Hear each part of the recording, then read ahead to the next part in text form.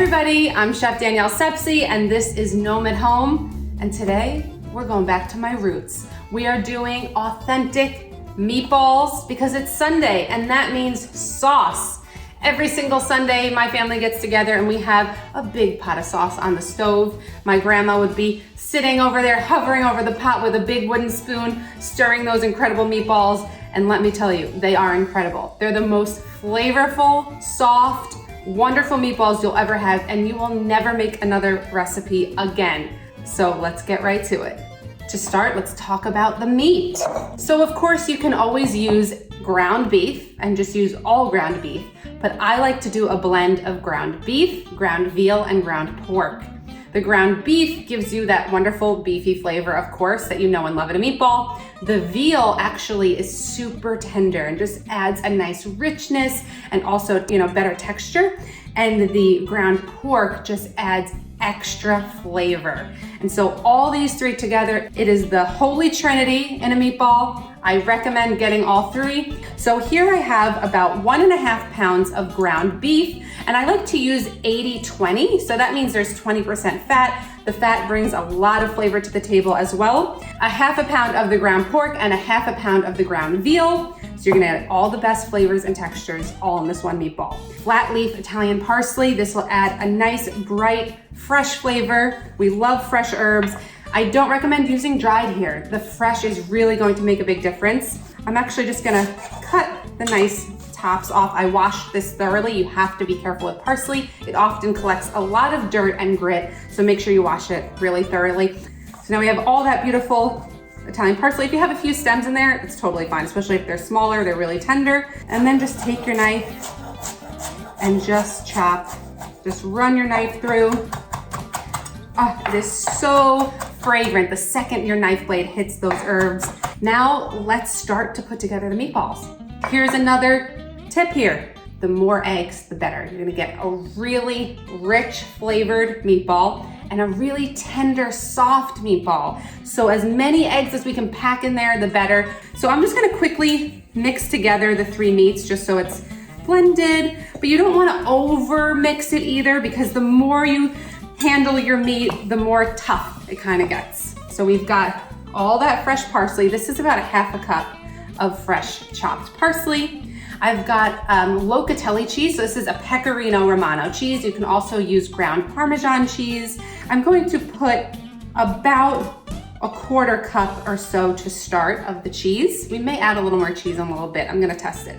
Then we've got a good pinch of salt, a nice amount of freshly ground black pepper. You wanna get at least 1/2 teaspoon or so. I have 6 eggs here.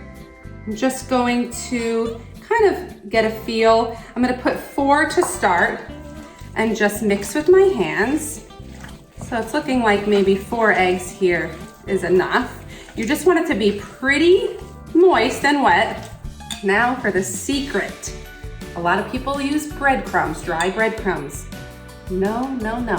That's how you're going to get a dry, tough meatball. We want these melt in your mouth, as I was saying. So the secret is in the bread, actual bread. I have here sliced Italian bread. I wanted to use something that was just kind of store-bought because this is something probably everyone will be able to find. This is just a rustic sliced Italian bread. You can see here, you do want some holes. You want it a little bit airy, not too gummy and dense. And what we're going to do is we're going to take the center and we're just gonna take it out and put it in the bowl. So don't really use the crust. It could be, too tough. I'm actually gonna add water to this. Sometimes people use milk. You can totally use milk here. That would also work just fine. But I'm gonna do what Grandma always did, and that was water. So just break this up first into smaller pieces. This looks good. Now I have some room temperature water. There's no science to this, no exact measurement. Just get the bread nice and wet and soggy. I'm just going to drain out some of that excess water.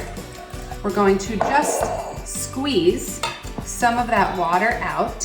So it's still really wet, but we don't want a tremendous amount of water. And we're just going to put that in. Just get your hands in there, mix, Yeah, this is nice and moist and wet, but not super runny. Again, if it feels a little bit drier to you, add another egg or two. I like about a half a cup of cheese if you can for this amount of meat. If you're not a huge cheese person, a quarter cup is great. I'm gonna add another quarter cup. I just really like mine cheesy. Just get your hands in there again, and we are good to go. And now we'll be ready to form the meatballs and fry them up in a pan. So meet me over at the stove. So I have a like 3-inch thick frying pan here. Just going to put it on medium heat. Let's talk oil. I always use mostly canola oil because it has a higher smoke point, so it won't burn or get that bitter taste or get smoky, of course. I'd say we need at least a half an inch of oil in our pan, and then a small drizzle of extra virgin olive oil, because that'll add flavor. And we want it to get nice and hot. If your oil is not hot enough and you put the meatballs in there, it's going to absorb all that oil and just be a nasty, greasy mess. And we want it to be crispy and wonderful. And so we have some nice tomato sauce. It's got some basil. I'm gonna add a little bit more basil later on, but it's already hot and warm on my stove because we're going to just brown and crisp up our meatballs in the oil and then add them to the pot to finish cooking in the sauce. And then you just let those babies simmer in there with the lid on for at least an hour. I like to go longer than that because the more they sit in there, the sauce gets the flavor of the meat and the meatballs just get even more tender because it's almost slow braising them in the sauce. It is, hello, delicioso. The other thing about my family's meatballs, bigger is better, baby. Smaller the meatball, the more kind of tough and dense they can be. So I like to have a nice palm-full size meatball. Let's season the outside. So just a little bit of salt. Remember that cheese we put in is pretty salty, so don't go too heavy. Just a little bit of salt. I use fine table salt for this because the finer texture just distributes more evenly on the outside. You can use kosher salt, totally fine here. Let's do our little test. So take a little bit of meat mixture and plop it right in the oil. See how that oil is just bubbling around that piece of meat and it's starting to float to the surface? That means you are ready to go. Since that little piece of meat told us the oil is nice and hot, let's throw in some meatballs. For this size pot, we can probably get 5 or 6 in the pan. You don't want them to be touching. You want to make sure they have space because if you crowd them, they also won't brown evenly and you want them to get a nice golden to dark brown crust. So take that seasoned side and just put it down in the oil and leave it. Just move it around with tongs for a second and then leave it just so it's not stuck to the bottom of the pan. Let it do its thing and just get that brown crust on one side before we flip it. Gently placing the seasoned side down right into that hot oil. We can get about 6 in here at a time. And just move it for a second to make sure it's not sticking. And then let it go. It's looking like after a few minutes, I'd say about 3 or so minutes on the first side, just give it a little peek and see if it's a golden brown color on that side. If it is, gently take your tongs and give it a flip. Look at that golden brown color there. That is just perfection. That is what you want to see in your meatballs. Wow. Once your meatballs are all flipped, just let them sit in the oil again, making sure that oil is nice and hot. I have it on medium heat right now. And just let it get golden and crusty on the other side. It's also gonna help seal everything in and hold its shape a bit so that we don't lose it, lose the shape when it goes into the sauce. While our meatballs are finishing up browning, I've got some fresh basil. This is one of my favorite smells of all time. I actually live in my grandparents' house. It was passed down to me, and the smells of the basil and meatballs and sauce cooking in this house just brings me right back to the days cooking with my grandma Rosemary. Unfortunately, she's not with us today, but she's looking down and she's cooking with us today. I feel it. So I just take some bunches of basil. You can just even throw the whole bunch in and let it flavor your sauce and take it out later if you don't want the pieces, but I just like to tear off nice pieces of the fresh basil, throw it right in the sauce. We have nice golden meatballs on all sides, nice and golden brown. And we can just take this baby and we can put it in its little tomato sauce hot tub over here. So it can begin to just braise in there and the flavors will just meld together. Once your meatballs are transferred, if you have more meat like I do, you can just continue to make the meatballs. Once they're all cooked, then you can just let that sauce sit on simmer or very low heat, stirring every so often, just gently. Sometimes I even use a rubber spatula just so I can gently stir everything without breaking up the meatballs. And then just let it go. I think the more time with sauce, the better. If you've got all day, let it go all day. If you don't, it's okay. At least you want, I'd say, a good 90 minutes of those meatballs just stewing in the sauce. But let that go, cook your meatballs, get your sauce simmering, and you'll be ready for your pasta. Then opportunities are endless. Make whatever kind of pasta you like.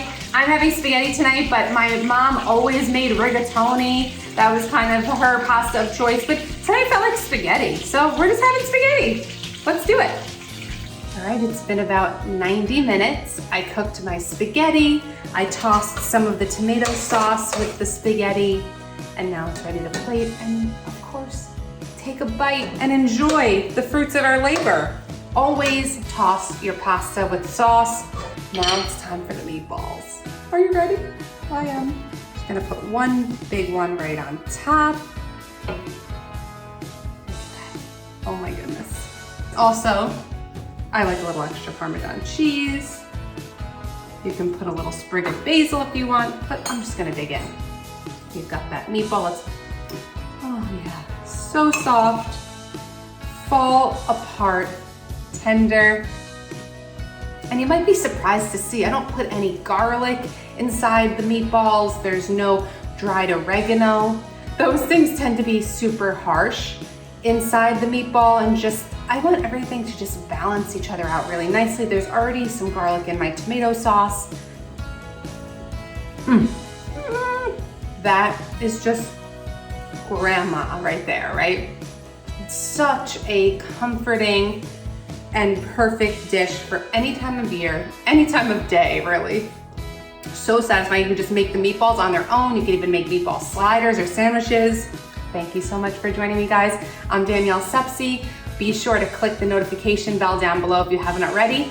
That way you're alerted every time I post a new video, and be sure to subscribe. And I'll see you next time on Gnome at Home.